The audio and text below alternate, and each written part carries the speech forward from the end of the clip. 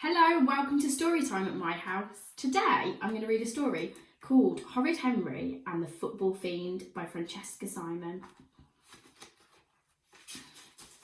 Chapter 1. Horrid Henry peeks at Peter's diary. "What are you doing?" demanded Horrid Henry, bursting into Peter's bedroom. "Nothing," said Perfect Peter quickly, slamming his notebook shut. "Yes, you are," said Henry. "Get out of my room," said Peter. "You're not allowed to come in unless I say so." Horrid Henry leaned over Peter's shoulder. "What are you writing?" "None of your business," said Peter. He covered the closed notebook tightly with his arm. "It is too my business if you're writing about me." "It's my diary. I can write what I want to," said Peter.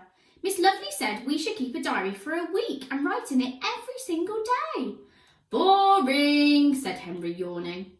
"No, it isn't," said Peter. "Anyway, you'll find out next week what I'm writing. I've been chosen to read my diary in our class assembly." Horrid Henry's heart turned to ice. Peter? Read his diary out loud? So the whole school knows Peter's lies about him? No way! "Give me that!" screamed Horrid Henry, lunging for the diary. "No!" screamed Peter, holding on tight. "Mum, help, help! Henry's in my room, and he didn't knock, and he won't leave."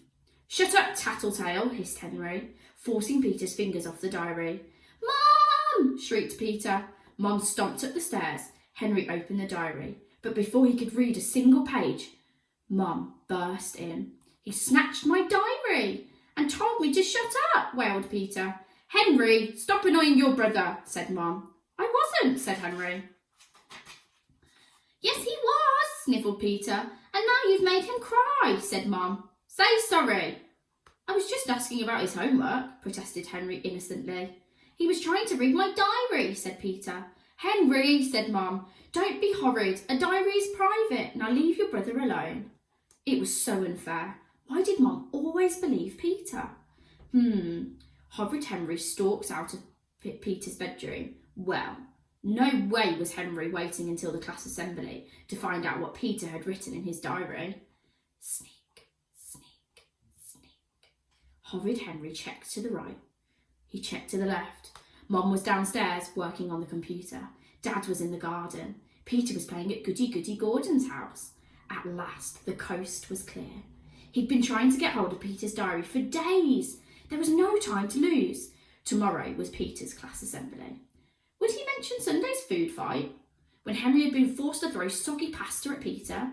Or when Henry had to push Peter off the comfy black chair and pinch him? Or yesterday when Henry banished him from the Purple Hands Club and Peter had run screaming to Mum? A lying, slimy worm like Peter would be sure to make it look like Henry was the villain, when in fact Peter was all to blame.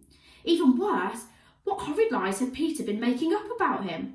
People would read Peter's ravings and think they were true. When Henry was famous, books would be written about him, and someone would find Peter's diary and believe it all.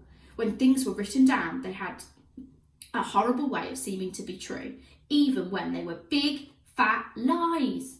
Henry sneaked into Peter's bedroom and shut the door. Now, where was that diary? Henry glanced at Peter's tidy desk. Peter kept it on the second shelf next to his crayons and trophies. The diary was gone. Rats! Peter must have hidden it. That little worm, thought Henry. Why on earth would he hide his diary? And where on earth would that smelly toad hide it?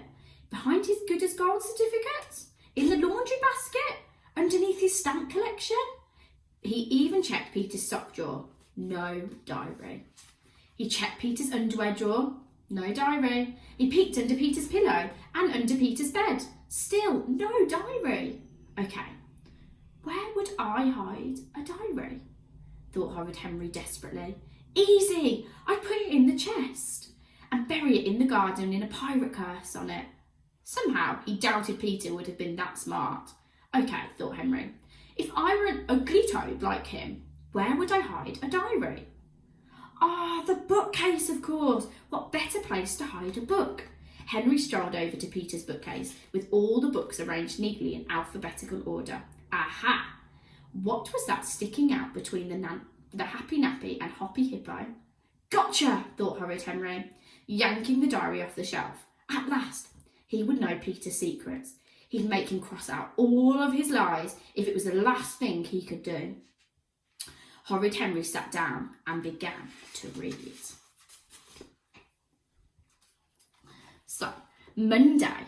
Today I drew a picture of my teacher, Miss Lovely. Miss Lovely gave me a gold star for reading. That's because I'm the best reader in the whole class, and I'm the best at maths, and the best at everything else.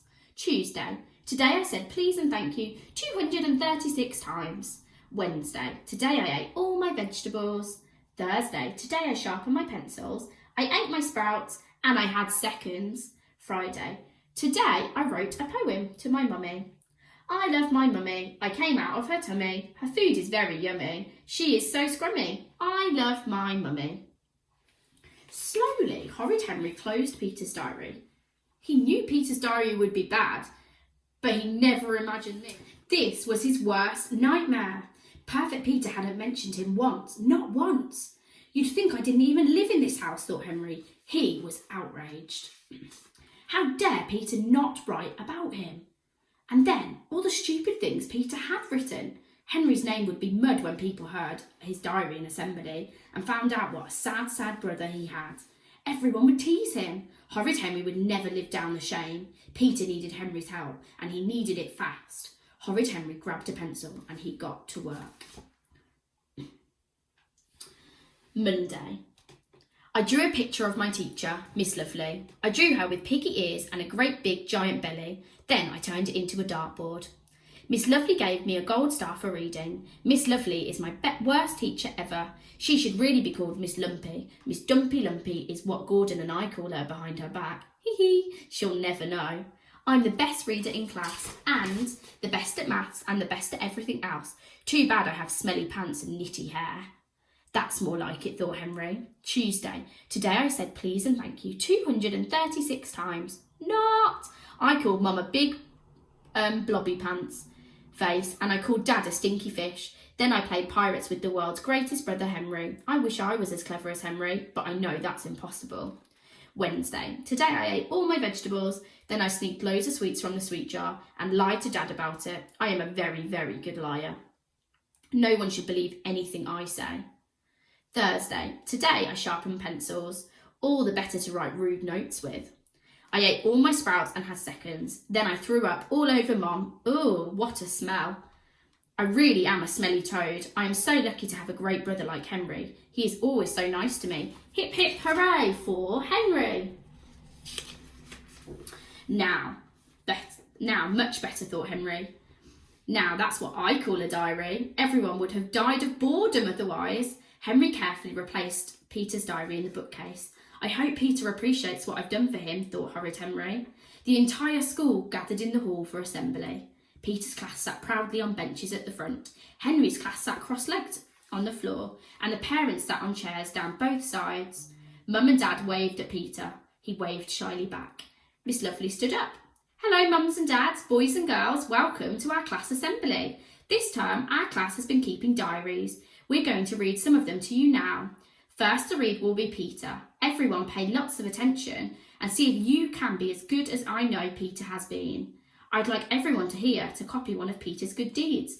I know I can't wait to hear how he has spent his week. Peter stood up and opened the diary. In a big, loud voice, he read, Monday. Today, I drew a picture of my teacher, Miss Lovely. Peter glanced up at Miss Lovely. She beamed at him. I drew her with piggy ears and a great big giant belly. Then I turned it into a dartboard. What? It was always difficult to read out loud and understand what he had written, but something just didn't sound right. He didn't remember writing about a pig with a big belly. Nervously, Peter looked at Mum and Dad. Was he imagining it, or did their smiles seem more like frowns? Peter shook his head and carried on. Miss Lovely gave me a gold star for reading. Phew, that was better. He must have misheard himself before. Miss Lovely is the worst teacher ever. She should really be called Miss Lumpy, Miss Dumpy Lump. Thank you, that's quite enough, interrupted Miss Lovely sternly, as the school erupted into shrieks of laughter. Her face was pink. Peter, see me after assembly. Ted will now tell you all about skeletons. But, gasped Peter. I didn't. Sit down and be quiet, said the head teacher, Miss Oddbod. I'll see you and your parents later. Wah, wailed Peter. Mum and Dad stared at their feet. Why had they ever had children? Wah, whimpered Mum and Dad. Naturally, Henry got into big trouble.